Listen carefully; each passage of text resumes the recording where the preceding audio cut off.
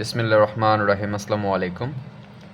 আজকে আমরা মূলত যে বিষয়ের উপরে কথা বলবো সেটা হচ্ছে এইচএসসি 2025-এর final suggestion for accounting. So আমরা এই ক্লাসটা অনেক আগে নেওয়ার প্রয়োজন ছিল, বাট আমি ব্যস্ততার কারণে তোমাদের ক্লাসটা ইন টাইম নিতে পারিনি। সো আজকে আমি তোমাদেরকে যে সাজেশনটা দিব এটা ফলো করলেই আমরা ফাইনালে এ প্লাস পাওয়ার আমাদের সম্ভাবনা সবচেয়ে বেশি থাকবে, বা আমাদের বেসিকগুলো যদি আমাদের ক্লিয়ার থাকে সেক্ষেত্রে আমরা এই জায়গা থেকে খুব সহজে একটা ভালো মার্ক গেইন করতে পারবো।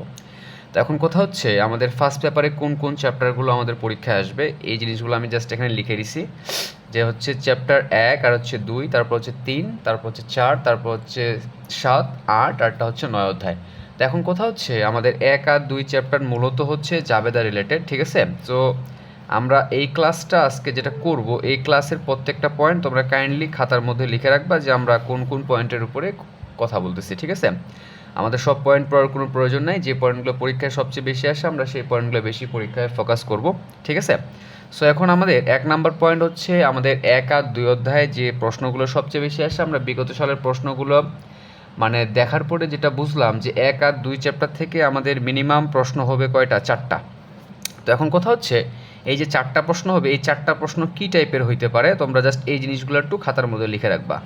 1 নম্বর প্রশ্ন হচ্ছে আমাদের আসতে পারে যে কোনগুলো লেনদেন বা কোনগুলো লেনদেন নয়, বা কোনটা লেনদেন বা কোনটা ঘটনা, এই টাইপের প্রথম প্রশ্নগুলো আসে। আর 2 নম্বর প্রশ্ন হচ্ছে আমাদের এই জায়গা থেকে জাবেদা আসবে।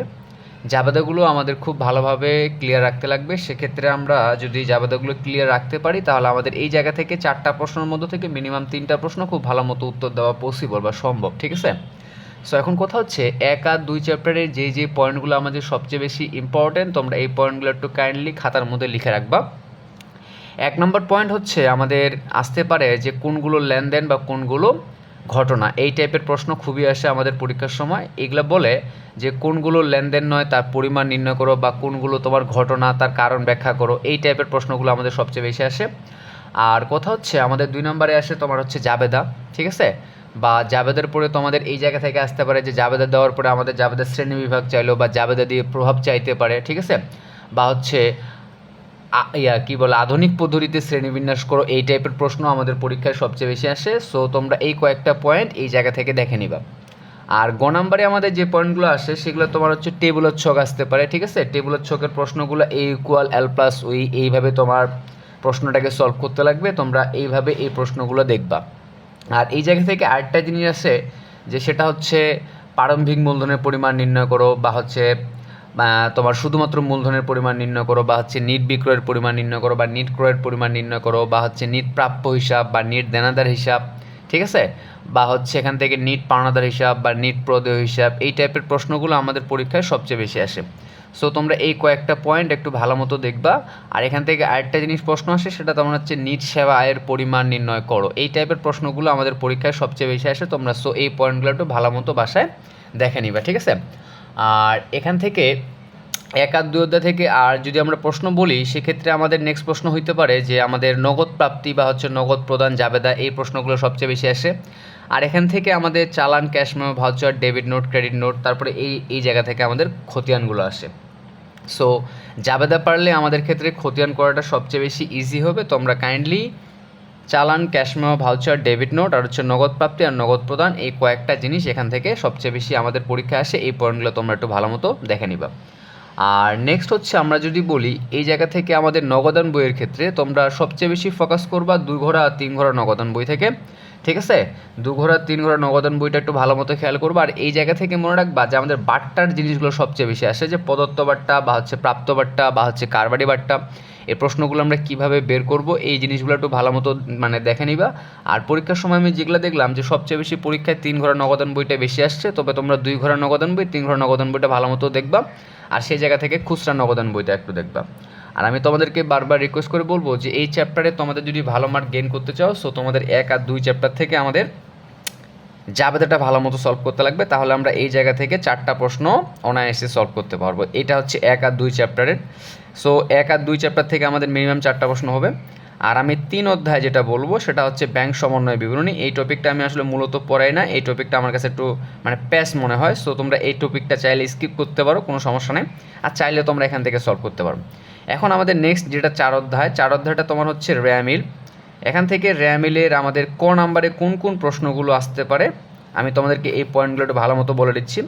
র্যামিলের আমরা এখন মূলত ক করব আর এখান থেকে হচ্ছে গ করব, আর আমাদের খ নাম্বারে আসে হচ্ছে আমাদের র্যামিল। ঠিক আছে, তো আমি র্যামিলটা আগে বলি। র্যামিল থেকে সবচেয়ে বেশি যে প্রশ্নটা হয় যে কোন কোন দফাগুলো র্যামিলে অন্তর্ভুক্ত হবে না তার পরিমাণ নির্ণয় করো। সো এই পয়েন্টটা মাত্র 4টা পয়েন্ট, এই 4টা পয়েন্ট যদি আমরা মুখস্থ রাখতে পারি তাহলে আমাদের এই জায়গা থেকে আমরা 2 মার্ক সহজেই তুলতে পারবো। আমি যেটা বললাম যে কোন কোন দফাগুলো র্যামিলে অন্তর্ভুক্ত হবে না তার পরিমাণ নির্ণয় করো, এটা হচ্ছে আমাদের সবচেয়ে বেশি মোস্ট ইম্পর্ট্যান্ট পয়েন্ট। আর এখান থেকে যদি আমরা বলি আর কি কি আসতে পারে, ঠিক আছে, এখান থেকে তোমার আসতে পারে যে চলতি সম্পদের পরিমাণ নির্ণয় করো বা চলতি দায়ের পরিমাণ নির্ণয় করো বা স্থায়ী সম্পদ বা স্থায়ী দায়, তারপর হচ্ছে তোমার স্থায়ী অস্পর্শনীয় সম্পত্তির পরিমাণ নির্ণয় করো বা হচ্ছে অলিক অবাস্তব ভুয়া বা কাল্পনিক সম্পত্তির পরিমাণ নির্ণয় করো। ঠিক আছে, আর এখান থেকে আর কি বলে আরেকটা প্রশ্ন আসতে পারে, সেটা হচ্ছে বিক্রিত পণ্যের ব্যয়ের মান আমাদের সবসময় চাই বা হচ্ছে বিক্রয়যোগ্য পণ্যের ব্যয়, এই টাইপের প্রশ্নগুলো সবচেয়ে বেশি আসে। আর এখান থেকে আরেকটা জিনিস মনে রাখবা, এখানে আসে তোমার যে মণিহারি খরচের পরিমাণ নির্ণয় করো, মণিহারি খরচের পরিমাণ নির্ণয় করো, এটা সূত্র দেওয়া আছে, তোমরা সূত্রটা জাস্ট ফলো করবা তাহলে হয়ে যাবে। আমাদের মণিহারি খরচের পরিমাণ নির্ণয়ের ক্ষেত্রে সূত্রটা হচ্ছে প্রারম্ভিক মণিহারি প্লাস হচ্ছে নতুন মণিহারি ক্রয় মাইনাস হচ্ছে সমাপনী মণিহারি, জাস্ট ভ্যালুগুলো প্লাস মাইনাস করলে যা আসবে তোমার তাই অ্যান্সার। আর এখান থেকে আরেকটা প্রশ্ন সবচেয়ে বেশি আসে, সেটা তোমার হচ্ছে যে সমন্বিত ক্রয়ের পরিমাণ নির্ণয় করো। এখন প্রশ্ন হচ্ছে সমন্বিত ক্রয়ের পরিমাণের সূত্র হচ্ছে প্রারম্ভিক মজুত পণ্য প্লাস নিট ক্রয় মাইনাস সমাপনী মজুত পণ্য। এই কয়েকটা পয়েন্ট যদি আমরা এই জায়গা থেকে পড়ি তাহলে আমাদের এখান থেকে ক নাম্বারটা সলভ হবে আর এখান থেকে গ নাম্বারটা সলভ হবে। আর র্যামিলের তো আমাদের ডেবিট ক্রেডিটের পয়েন্ট, সো আমরা ডেবিটের দিকে কোন কোন পয়েন্টগুলো বসবে আর ক্রেডিট দিকে কোন কোন পয়েন্টগুলো বসবে এই পয়েন্টগুলো একটু ভালো মতো খেয়াল করবো। আমাদের ডেবিট সাইডে যেই পয়েন্টগুলো আসে ডেবিট ইকুয়াল হচ্ছে আমাদের ক্রেডিট। এখন কথা হচ্ছে ডেবিটে আমাদের কোন কোন পয়েন্টগুলো আসবে। ডেবিটে আমাদের আসবে হচ্ছে তোমার একটা আসতে পারে এখান থেকে সম্পদ, আর এখান থেকে হচ্ছে ব্যয়, আর এখান থেকে তোমার হচ্ছে কি উত্তোলন। এই পয়েন্টগুলো আমাদের ডেবিট সাইডে বসে, আর ক্রেডিট দিকে তোমার বসে হচ্ছে কি আয়, আর একটা হচ্ছে তোমার কি দায়, আর একটা হচ্ছে আমাদের মূলধন। জাস্ট এই পয়েন্টগুলো আমরা এইভাবে যদি র্যামিলের মধ্যে বসাই দিই তাহলে আমাদের র্যামিলের কাজ শেষ। অর্থাৎ ডেবিটের মান যা আসবে ক্রেডিটের মানও তাই আসবে। আর যদি পরীক্ষার সময় কোনো কারণে আমাদের প্রশ্নটা না মিলে সেক্ষেত্রে আমাদের প্রধান কাজ হচ্ছে ডেবিট ও ক্রেডিটের যে ঘাটতিটা বা লেকিংসটা তোমার থাকবে ওই ভ্যালুর পরিমাণটাকে আমরা কী নামে লিখবো, অনিশ্চিত হিসাব নামে লিখবো। সো এই জায়গা থেকে আমাদের এই চ্যাপ্টারের কাজ শেষ, এর বাইরে আর কোনো প্রশ্ন দেওয়ার সম্ভাবনা নাই। তবে এখান থেকে আরেকটা জিনিস আসে, সে সেটা হচ্ছে ভুল সংশোধনী দাখিলা। তোমরা যদি এই চ্যাপ্টারটার ক্ষেত্রে এই টপিকটা তোমরা যদি ভালো মতো পারো তাহলে সেক্ষেত্রে তোমরা এইটা ফোকাস করবে, না হলে এই চ্যাপ্টারটা তোমাদের দেওয়ার কোনো প্রয়োজন নেই। ঠিক আছে, নেক্সট হচ্ছে আমাদের চ্যাপ্টার 7 হচ্ছে আমাদের কার্যপত্র। সো কার্যপত্র থেকে আমি যেটা বলবো সেটা হচ্ছে আমাদেরকে সমন্বয় জাবেদাটা খুব ভালো মতো শিখতে লাগবে। এখন তোমরা সমন্বয় জাবেদা কতটুকু পারো তা আমার জানা নাই, তবে আমাদের সমন্বয় জাবেদাটা একটু ভালো করে জানতে লাগবে। আমাদের সমন্বয় জাবেদা এখান থেকে 4টা বেশি ফোকাস করা হয়, একটা হচ্ছে বকেয়া আয়, একটা হচ্ছে বকেয়া ব্যয়, আর একটা হচ্ছে অগ্রিম আয়, আর একটা হচ্ছে কি অগ্রিম ব্যয়। আর জেনারেল ট্রানজ্যাকশন সেটা তোমার হচ্ছে অবচয়, এটা আমরা সবাই জানি। সো জাবেদাগুলো আমাদের সমন্বয় জাবেদাগুলো একটু ভালো করে জানতে লাগবে। যদি সমন্বয় জাবেদাগুলো পারি তাহলে আমাদের সেক্ষেত্রে আমরা কার্যপত্রটা সলভ করতে পারবো, অর্থাৎ আমাদের গ নাম্বারটা। আমরা যদি গ নাম্বারটা সলভ করতে পারি তাহলে আমাদের সমন্বয়টা পারলে আমরা ক নাম্বারগুলো সলভ করতে পারবো, যে আমাদের ক নাম্বারে যে যে পয়েন্টগুলো রিলেটেড এখান থেকে তোমার বললাম যেটা বকেয়া আয়, বকেয়া ব্যয়, অগ্রিম আয়, অগ্রিম ব্যয়। ঠিক আছে, এই টাইপের প্রশ্নগুলো আমাদের খুবই আসে। সো এই পয়েন্টটা এখান থেকে ভালো করে তোমরা দেখবা। এটা হচ্ছে আমাদের চ্যাপ্টার 7-এর কাজ শেষ। এখন আমাদের যদি বলা হয় চ্যাপ্টার 8টা হচ্ছে আমাদের দৃশ্যমান অ্যান্ড অদৃশ্যমান লেনদেন, যেটাকে আমরা অবচয় বলি। ঠিক আছে, তো অবচয় রিলেটেড আমাদের যে চ্যাপ্টারটা, এখান থেকে আমি যেটা দেখলাম সেটা হচ্ছে তোমাদের পরীক্ষার সময় সরল রৈখিক আর একটা হচ্ছে তোমার ক্রমহ্রাসমান। সরল রৈখিকের রুলসটা একটু ভালো মতো মনে রাখবা, যে আমরা কখন ভগ্নাংশের মূল্যটা যোগ করবো আর কখন বাদ দিব। ঠিক আছে, এই পয়েন্টগুলো একটু ভালো করে দেখবা। যে সরল রৈখিক পদ্ধতির ক্ষেত্রে আমাদের কি কি প্রশ্নগুলো হয় একটু বলি। ক নম্বরে আসতে পারে যে মেশিনের মোট মূল্য বা হচ্ছে অর্জন মূল্য বা হচ্ছে ক্রয় মূল্য নির্ণয় করো, বা আসতে পারে যে মেশিনের অবচয়যোগ্য মূল্য নির্ণয় করো, বা আসতে পারে যে প্রথম 2 বছরের অবচয়ের পরিমাণ নির্ণয় করো, বা আসতে পারে যে প্রথম 4 বছরের অবচয় তালিকা তৈরি করো। এই টাইপের প্রশ্নগুলো আমাদের সবচেয়ে বেশি আসে। আর সরলরৈখিক ক্রমহ্রাসমান সেম, জাস্ট এই জায়গা থেকে একটা জিনিস মনে রাখবো, সেটা হচ্ছে যে সরল রৈখিকে আমরা ভগ্নাংশের মূল্য বাদ দিব, বাট ক্রমহ্রাসমানের ক্ষেত্রে আমরা ভগ্নাংশের মূল্যটা বাদ দিব না। আমরা এই জায়গায় মোট মূল্যের উপরে যে টাকাটা থাকবে সেটার উপরেই অবচয় নির্ণয় করব। এটা হচ্ছে আমাদের সরলরৈখিকের একটা পার্ট গেল, ক্রমহ্রাসমানের একটা পার্ট গেল। আর এই জায়গা থেকে লাভ ক্ষতির প্রশ্ন দেওয়ার সম্ভাবনা আছে, তবে লাভ ক্ষতির পার্টটা খুব রেয়ার দেখলাম। তোমরা এই জায়গা থেকে সরলরৈখিক আর এখান থেকে ক্রমহ্রাসমান, এই দুটো পয়েন্ট একটু ভালো করে পড়বা, ঠিক আছে। আর যদি প্রশ্নের মধ্যে যদি বলে দেওয়া থাকে যে একটা প্রশ্ন দিল বাট এই জায়গায় আমরা কোন পদ্ধতি ফলো করব, যদি এটা বলে দেওয়া না থাকে তাহলে সেক্ষেত্রে আমরা ডিরেক্টলি সরলরৈখিক পদ্ধতির ম্যাথটা সলভ করলে আমাদের কাজ শেষ। সো আমি বলবো যে তোমরা সরলরৈখিকের নিয়মটা আর হচ্ছে ক্রমহ্রাসমানের নিয়মটা একটু কাইন্ডলি ভালো মতো পড়ে যাবে, আর বেসিকটা একটু ফুল স্ট্রং রাখা ট্রাই করবো, তাহলে এখান থেকে একটা ভালো মার্ক তুলতে পারবা, আদারওয়াইজ পসিবল না, ঠিক আছে। চ্যাপ্টার 8 গেল। এখন আমরা চ্যাপ্টার যদি আমরা যাই সেটা হচ্ছে চ্যাপ্টার 9, দ্যাট মিনস আমাদের হচ্ছে কি আর্থিক বিবরণী। সো আমরা আর্থিক বিবরণী first part and second part দুটাই পয়েন্ট আমরা একসাথে ব্যাখ্যা করব। আমরা এটা আপাতত স্কিপ করলাম চ্যাপ্টার 9টা। আমরা এখন সেকেন্ড পার্টের দিকে ঢুকবো। সেকেন্ড পার্টে আমাদের যে চ্যাপ্টারগুলো আছে সেই চ্যাপ্টারগুলো একটু দেখি।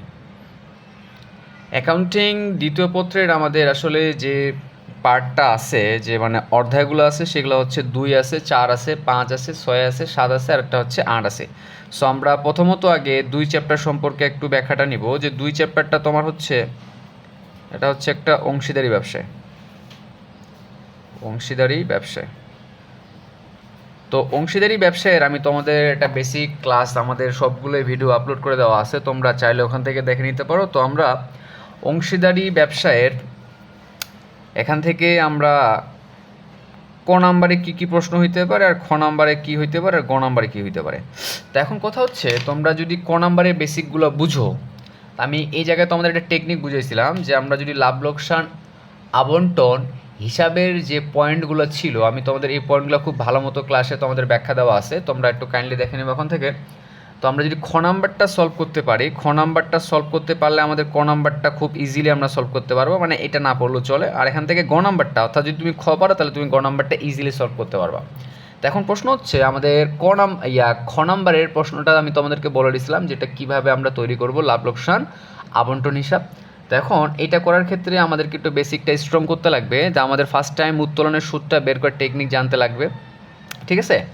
আর যদি আমরা প্রথম দিকে আসি তাহলে আমাদের প্রশ্ন আসতে পারে যে প্রারম্ভিক মূলধনের সুদ নির্ণয় করো, বা হচ্ছে মূলধনের সুদ নির্ণয় করো, বা এখানে বেতনে তো আমাদের একটা পয়েন্ট ব্যাখ্যা দেওয়া ছিল যে বেতন ডেবিট করার পর, লিপিবদ্ধ করার পর, চার্জ করার পর বা সমন্বয় করার পর, এই পয়েন্টটা সবচেয়ে বেশি মোস্ট ইম্পর্টেন্ট।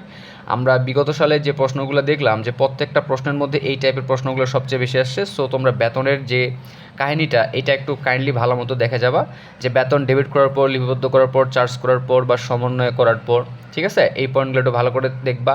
আর এটা হচ্ছে বেতন নগদে গ্রহণ করছে বা তুলে নিছে, এই পয়েন্টগুলো একটু ভালো করে তোমরা খেয়াল করবা। এটা হচ্ছে আমাদের বেতন রিলেটেড। তারপরে হচ্ছে আমাদের ঋণের সুদের ক্ষেত্রে তোমাদেরকে বলছিলাম যে ঋণের সুদের ক্ষেত্রে যদি পার্সেন্টেজটা আমাদের বলে না দেওয়া থাকে সেক্ষেত্রে আমরা 6% ধরবো, আর যদি তারা পার্সেন্টেজ ম্যাথের মধ্যে বলে দেয় তাহলে আমরা ওই পার্সেন্টটা নিয়ে ম্যাথ করব। আর এখান থেকে পরেরটা হচ্ছে কমিশন। কমিশনটা নিয়ে আমাদের ক্লাস একটা ছিল, তোমরা ক্লাসটা কাইন্ডলি একটু মানে দেখে নিবা।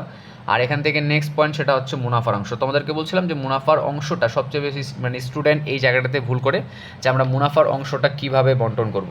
তো এখন কথা হচ্ছে মুনাফার অংশটার ক্ষেত্রে আমরা টাকাটা 3ভাবে বন্টন করতে পারি। একটা তোমার হচ্ছে সমান হারে, আরেকটা তোমার হচ্ছে কি অনুপাতে, আরেকটা তোমার হচ্ছে মূলধন অনুপাতে। আরেকটা প্রশ্ন আসে সেটা তোমার হচ্ছে নিশ্চয়তা প্রদান দিয়ে তোমাদেরকে প্রশ্নটা দিতে পারে, তবে তোমরা নিশ্চয়তা প্রদানটাও একটু দেখবা। আর এই যে মুনাফার অংশটা আমরা কীভাবে বন্টন করতেছি এই পয়েন্টগুলো একটু কাইন্ডলি ভালো করে দেখে নিবা। এখন এটা গেল তোমার খ নাম্বার। আর খ নাম্বারের এই প্রশ্নগুলোই আমাদের ক নাম্বারে আসবে। আর আমাদের গ নাম্বারের আমি তোমাদেরকে বলছিলাম যে গ নাম্বারের প্রশ্নটা খুবই সহজ, যে আমরা এটা কীভাবে সলভ করব, যে অংশীদারদের মূলধন হিসাব বা হচ্ছে অংশীদারদের চলতি মূলধন হিসাব। সো আমরা আগে মূলধন হিসাবের পয়েন্টটা বলছিলাম যে আমাদের ক্রেডিট সাইডে তোমার হচ্ছে হয় ব্যালেন্স বিডি বসবে, নাহলে তোমার নগদান বসবে। আর যদি কেউ এক্সট্রা টাকা ইনভেস্ট করে সেক্ষেত্রে আমরা ওইটা নগদান নামে লিখবো। আমাদের ক্রেডিট দিকের কাজ শেষ। এখন ডেবিট দিকের কাজ হচ্ছে যে আমাদের এই দিকে লিখতে হবে উত্তোলন হিসাব, অর্থাৎ এই জায়গায় আমরা সর্বদাই বার্ষিক উত্তোলনের পরিমাণটা লিখব। আর লাভ লোকসানের ডেবিটের মানগুলো আমাদের মূলধন হিসাবে ক্রেডিট দিকে বসবে, আর ক্রেডিটের মানগুলো আমাদের মূলধন হিসাবের ডেবিট দিকে বসবে। এই প্রশ্নগুলো তোমরা একটু কাইন্ডলি ভালো করে দেখবা। এই জায়গা থেকে তোমরা যদি পারো তাহলে আমাদের খ নাম্বারটা যদি আমাদের বেসিকটা ক্লিয়ার থাকে তাহলে আমাদের এই জায়গা থেকে এই চ্যাপ্টারে আমরা খুব সহজে 10 মার্ক তুলতে পারবো। আশা করি তোমরা বুঝতে পারছো, ঠিক আছে। এখন এটা গেলো হচ্ছে 2 অধ্যায়। আর আমরা নেক্সটে যেটা যাব সেটা তোমার হচ্ছে 4 অধ্যায়, দ্যাট মিনস হচ্ছে শেয়ার ইস্যু। শেয়ার ইস্যু সম্পর্কে তোমাদের বেসিক ক্লাস আমাদের ভিডিওতে আপলোড করা আছে, তোমরা কাইন্ডলি একটু দেখবা। শেয়ার ইস্যুর ক্ষেত্রে তোমরা অনুমোদিত মূলধন, ইস্যুকৃত মূলধন, এটা হচ্ছে তোমার কি বিলি ও আদায়কৃত মূলধন। এই পয়েন্টটা যদি তোমার ব্যাখ্যাটা খুব ভালো মতো জানো, সেক্ষেত্রে এই প্রশ্নে আমার মনে হয় না যেটা খুব একটা সমস্যা হওয়ার কথা। সো তোমরা জাবেদা যদি পারো, খ নাম্বারে আমাদের জাবেদা সবচেয়ে বেশি আসে, তোমরা যদি জাবেদাটা সলভ করতে পারো তাহলে আমাদের ক নাম্বারটাও ইজিলি সলভ করা যায় আর গ নাম্বারটাও সলভ করা যায়। সো তোমরা এই জায়গা থেকে ক নাম্বারে যদি প্রশ্ন করে তারা যে শেয়ার অবহারের পরিমাণ নির্ণয় করো বা শেয়ার অধিহারের পরিমাণ নির্ণয় করো বা হচ্ছে ব্যাংক হিসাব তৈরি করো, ক নাম্বারে এই প্রশ্নগুলো সবচেয়ে বেশি আসে। সো এটা হচ্ছে চ্যাপ্টার 4। আর আমরা চ্যাপ্টার 5, এটা হচ্ছে আর্থিক বিবরণী রিলেটেড, আমরা এই পয়েন্টের ব্যাখ্যা একটু পরে নিচ্ছি। আমরা নেক্সট আসবো তোমার হচ্ছে চ্যাপ্টার 6। চ্যাপ্টার 6টা ছিল আমাদের অনুপাত বিশ্লেষণ বা হচ্ছে আর্থিক বিবরণী বিশ্লেষণ। তোমরা এটা করবা যেটা হচ্ছে এখানে সূত্র আছে তোমার 14 থেকে 15টা। এই সূত্রগুলো তোমরা যদি ভালো মতো মুখস্থ রাখতে পারো, খুবই সহজ, এক পেজেই আমরা এখান থেকে 10 মার্ক তোলা পসিবল। এই যে তোমার চলতি অনুপাত বা হচ্ছে চলতি মূলধন অনুপাত বা হচ্ছে কার্যকরী মূলধন বা কার্যকরী মূলধন অনুপাত, মজুদ আবর্তন অনুপাত, মোট লাভের অনুপাত, নেট লাভের অনুপাত, এই সূত্রগুলো একটু কাইন্ডলি তোমরা বাসায় ভালো মতো দেখবা, তাহলে এই জায়গা থেকে আমাদের 10 মার্ক তোলা খুব বেশি মানে পসিবল, যে আমরা এই জায়গা থেকে আমাদের ভুল হওয়ার সম্ভাবনা খুব কম থাকবে। ঠিক আছে? তো এখন কথা হচ্ছে তোমরা চ্যাপ্টার 2টা ভালো করে দেখবা, চ্যাপ্টার 4টাও ভালো করে দেখবা। চ্যাপ্টার 2 থেকে আমি ম্যাক্সিমাম টাইম দেখছি যে এই জায়গা থেকে আমাদের প্রশ্ন হয় একটা বা হচ্ছে 2টা, আবার শেয়ার ইস্যু থেকেও তোমার ম্যাক্সিমাম টাইম আমি দেখছি যে তোমার 2টাই বেশি প্রশ্ন হয়। আর এই জায়গা থেকে তোমার হচ্ছে অনুপাত বিশ্লেষণ বা আর্থিক বিবরণী বিশ্লেষণ, এই চ্যাপ্টার থেকেও আমাদের 2টা প্রশ্ন হয়। আর চ্যাপ্টার 7, এখান থেকে আমাদের 2 প্যাটার্নের প্রশ্ন আছে। একটা হচ্ছে তোমার উৎপাদন ব্যয় বিবরণী, ঠিক আছে? এই জায়গা থেকে সবচেয়ে বেশি এই টাইপেরগুলোর প্রশ্ন হয় যে কাঁচামাল রিলেটেড, আর একটা তোমার হচ্ছে কি বেতন ও মজুরি। তা আমি রিকোয়েস্ট করবো তোমরা কাঁচামালের প্রশ্নটা না দিয়ে তোমরা বেতন ও মজুরি চ্যাপ্টারটা দিতে পারো। এটা খুবই সহজ একটা চ্যাপ্টার, শুধুমাত্র পার্সেন্টেজের উপরে কাজ করতে হয়, দ্যাটস ইট। আর এখানে কোনো কাজ আমাদের নাই। এটা হচ্ছে আমাদের চ্যাপ্টার 7। এখান থেকে তোমরা একটা প্রশ্ন যদি ভালো মতো পড়ো তাহলে এখান থেকে তোমরা এটা সলভ করতে পারো। বেতন মজুরির প্রশ্নগুলো খুবই সহজ হয়। এখানে তোমার এখানে আসতে পারে যে ক নাম্বার কি বলে ওভার টাইমের পরিমাণ নির্ণয় করো, বা হচ্ছে ঘন্টা প্রতি মজুরির পরিমাণ নির্ণয় করো, বা হচ্ছে এ কত পাইলো বা বি কত পাইলো, এই টাইপের প্রশ্নগুলো আসে। বা হচ্ছে মহার্ঘ ভাতার পরিমাণ নির্ণয় করো, ঠিক আছে, এই টাইপের প্রশ্নগুলো। বা হচ্ছে বোনাসের পরিমাণ নির্ণয় করো বা কমিশনের পরিমাণ নির্ণয় করো, এই টাইপের প্রশ্নগুলো আসে। আর খ নম্বরে আমাদের আসে যে মোট আয়ের পরিমাণ নির্ণয় করো, বা আসতে পারে যে মোট কর্তনসমূহের পরিমাণ নির্ণয় করো, বা তোমার খ নাম্বারই আসতে পারে যে নিট বেতন বা নিট মজুরির পরিমাণ নির্ণয় করো। এটা আমাদের চ্যাপ্টার 7-এ, ঠিক আছে? তার আমাদের খ নাম্বারে এই টাইপের প্রশ্ন হইতে পারে। আর গ নাম্বারে তোমাদের যেটা দেখলাম, যদি প্রশ্ন খুবই ক্রিটিক্যাল হয় তাহলে সেক্ষেত্রে আমাদের এখানে জাবেদের আসতে পারে। সো তোমরা জাবেদের একটু ভালো মতো দেখে নিবা, তবে দেওয়ার সম্ভাবনা খুব কম, আবার দিতেও পারে। সো আমরা এই পয়েন্টটা একটু ভালো করে দেখব। আর চ্যাপ্টার 8, এটা তোমার হচ্ছে লিফো আর ফিফো রিলেটেড। তোমাদের প্রশ্নে আমি যেটা দেখলাম যে তোমাদের ফিফোটা বেশি আছে, মানে এটা তোমাদের ইয়াতে দেওয়া আছে, সিলেবাসে দেওয়া আছে ফিফো, আর এটা তোমার হচ্ছে ভারযুক্ত গড় পদ্ধতি। সো আমরা যখন ফিফো আর ভারযুক্ত গড় পদ্ধতির ম্যাথ করব, এই জায়গা থেকে তোমরা একটা জিনিস ভালো মতো খেয়াল করবা। এখানে প্রশ্ন আসে যে মোট বিক্রয়ের পরিমাণ নির্ণয় করো বা নিট বিক্রয়ের পরিমাণ নির্ণয় করো, বা এখান থেকে আসতে পারে মোট ক্রয়ের পরিমাণ নির্ণয় করো বা নিট ক্রয়ের পরিমাণ নির্ণয় করো। এগুলা তোমার ক নাম্বারও আসে, গ নাম্বারও আসে, ঠিক আছে? আর এখান থেকে খ নাম্বারের ক্ষেত্রে আমরা একটা জিনিস খেয়াল করব যে খ নাম্বারটাতে আমাদের ফিফো আসে, আর গ নাম্বারে তোমার জেনারেল প্রশ্নও তারা দিতে পারে যে মোট বা হচ্ছে নিট বিক্রয়ের পরিমাণ, যেটা বললাম যে মোট বিক্রয়, নিট বিক্রয়, বা হচ্ছে মোট ক্রয় বা নিট ক্রয়, বা এখান থেকে ইস্যুকৃত আর হচ্ছে গ্রহণকৃত মালের মধ্যে পার্থক্য, এই টাইপের প্রশ্নগুলো আমাদের পরীক্ষায় সবচেয়ে বেশি আসে। সো এটা হচ্ছে আমাদের চ্যাপ্টার 8। এই চ্যাপ্টারটা একটু ভালো করে এখান থেকে দেখে নিবা, এই জায়গা থেকে আমাদের প্রশ্ন মানে ইজি হয়তো। সো তোমরা চ্যাপ্টার 8 থেকে ভালো করে প্রশ্নটা দিতে পারো। এখন আমাদের চ্যাপ্টার 5, যেটা হচ্ছে আমাদের আর্থিক বিবরণী, আর আমাদের ফার্স্ট পেপারের আর্থিক বিবরণী চ্যাপ্টার 9। সো এই পয়েন্টগুলো একটু তোমরা একটু ভালো করে দেখবা, আমি জাস্ট পয়েন্টগুলো একটু বলি। আমাদের চ্যাপ্টার 5 ফার্স্ট পেপার আর চ্যাপ্টার 9 সেকেন্ড পেপার, সরি ভুল গেল, সেটা তোমার চ্যাপ্টার 9টা ফার্স্ট পেপার আর চ্যাপ্টার 5টা হচ্ছে আমাদের কি সেকেন্ড পেপার। সো এই দুইটা পয়েন্টের উপর বেস করে আমাদের পরীক্ষায় প্রশ্নগুলো আসে। সো ফার্স্ট পেপারে যদি আমরা চ্যাপ্টার 9-এর ব্যাখ্যাটা নেই, চ্যাপ্টার 9-এর ব্যাখ্যাটা যদি নেই, আমাদের ক নাম্বারে কী কী টাইপের প্রশ্ন হইতে পারে। এখানে আমাদের ক নাম্বারের প্রশ্ন আসতে পারে এই টাইপের ছোট প্রশ্নগুলো আসতে পারে যে নিট বিক্রয়ের পরিমাণ নির্ণয় করো বা নিট ক্রয়ের পরিমাণ নির্ণয় করো, বা হচ্ছে বিক্রিত পণ্যের ব্যয়ের পরিমাণ নির্ণয় করো, বা বিক্রয়যোগ্য পণ্যের পরিমাণ নির্ণয় করো, বা প্রত্যক্ষ খরচের পরিমাণ নির্ণয় করো, বা হচ্ছে পরোক্ষ খরচের পরিমাণ নির্ণয় করো, বা হচ্ছে আমাদের বলা হয় যে অপরিচালন আয়ের পরিমাণ নির্ণয় করো, বা হচ্ছে অপরিচালন ব্যয়ের পরিমাণ নির্ণয় করো, বা এখান থেকে আসতে পারে যে বিজ্ঞাপন খরচের পরিমাণ নির্ণয় করো, বা আসতে পারে যে অনাদায়ী পাওনা খরচের পরিমাণ নির্ণয় করো, বা এখান থেকে কী বলে আরেকটা প্রশ্ন আসে, সেটা তোমার হচ্ছে যে অবচয়ের পরিমাণ নির্ণয় করো, এই প্রশ্নগুলো আসে। আবার এখান থেকে আরেকটা জিনিস আমি খেয়াল করছিলাম যে মূলধনের সুদের পরিমাণ নির্ণয় করো, বা বিনিয়োগের সুদের পরিমাণ নির্ণয় করো, বা ঋণের সুদের পরিমাণ নির্ণয় করো, এই টাইপের প্রশ্নগুলো সবচেয়ে বেশি আসে বিগত সালের প্রশ্নগুলো দেখে যেটা বুঝলাম। সো তোমরা চ্যাপ্টার 9-এর ক নাম্বারের জন্য এই প্রশ্নগুলো পড়বা। আর এখান থেকে আমাদের খ নাম্বারে যেটা আসতে পারে সেটা তোমার হচ্ছে মোট লাভ বা হচ্ছে নিট লাভ। এটা পরীক্ষায় যে কোনোটাই তারা দিতে পারে। সো তোমরা এটা একটু ভালো করে দেখে নিবা। মোট লাভটা খুবই সহজ, নিট লাভটা একটু পেঁচানো হালকা, তোমরা একটু ভালো মতো পড়লে এখান থেকে এটা ইজিলি সলভ করা সম্ভব। আর যদি কোনো কারণে বলে দেওয়া থাকে যে শুধুমাত্র আয় বিবরণী তৈরি করো, শুধুমাত্র আয় বিবরণী তৈরি করো, বা হচ্ছে বিশদ আয় বিবরণী, সেক্ষেত্রে আমাদের মোট লাভ নিট লাভ দুটাকে বের করতে লাগবে। আর গ নাম্বারে তোমাদের যেটা আসে সেটা তোমার হচ্ছে আর্থিক বিবরণী। আর্থিক বিবরণীর এখানে পার্ট যদি আমরা বলি সেটা হচ্ছে কেমন, যে শুধুমাত্র বললো যে মোট সম্পদের পরিমাণ নির্ণয় করো, বা মোট দায়ের পরিমাণ নির্ণয় করো, বা শুধুমাত্র মালিকানা সত্ত্বের পরিমাণ নির্ণয় করো, এই টাইপের প্রশ্নগুলো আমাদের গ নাম্বারে দেওয়া থাকে। বা এখান থেকে ডিরেক্টলি বলে দিতে পারে যে শুধুমাত্র আর্থিক বিবরণী তৈরি করো, তাহলে আমাদেরকে সম্পদের মানও দেখাইতে লাগবে, দায় আর মালিকানা সত্ত্বের মানও দেখাইতে লাগবে। আমাদের এই জায়গা থেকে যদি চ্যাপ্টার 5টা বলি, চ্যাপ্টার 5-এর ক্ষেত্রেও সেম, চ্যাপ্টার 5টা সম্পূর্ণটা সেম, শুধুমাত্র ওর গ নাম্বারে একটু ঝামেলা তোমার থাকবে। গ নাম্বারে তোমরা এখান থেকে রক্ষিত আয় বিবরণী, আর এটা হচ্ছে মালিকানার সত্ত্ব বিবরণী, এই দুটো প্রশ্নের মানে একটু পেঁচানো, তোমরা এই দুটো প্রশ্ন একটু ভালো করে দেখবা। তাছাড়া আমাদের ফার্স্ট পেপারের আর্থিক বিবরণীর সাথে সম্পূর্ণ চ্যাপ্টারের মিল আছে। তো এখন কথা হচ্ছে তোমাদেরকে আসলে শেষ সময়ে যে সব কিছু ধরে ধরে করাবো এই টাইপের আমার কাছে সময় নাই। তোমাদের যদি কারো কোনো প্রবলেম থেকে থাকে যে আমরা এই পয়েন্টটা ব্যাখ্যাটা বুঝতেছি না, মানে কোনো চ্যাপ্টারের, যেহেতু পরীক্ষা আমাদের 11 তারিখে হবে, সো তোমরা এই জায়গায় যদি কারো কোনো সমস্যা থেকে থাকে তোমাদেরকে হোয়াটসঅ্যাপ নাম্বার দেওয়া থাকবে, তোমরা একটু কাইন্ডলি আমাকে জানাবা, তাহলে আমি ওই টপিকের উপরে শর্ট টাইমের মধ্যে যতটুকু তোমাদেরকে আমি হেল্প করতে পারি আমি আমার জায়গা থেকে সর্বদা মানে চেষ্টা করব এতটুকুই।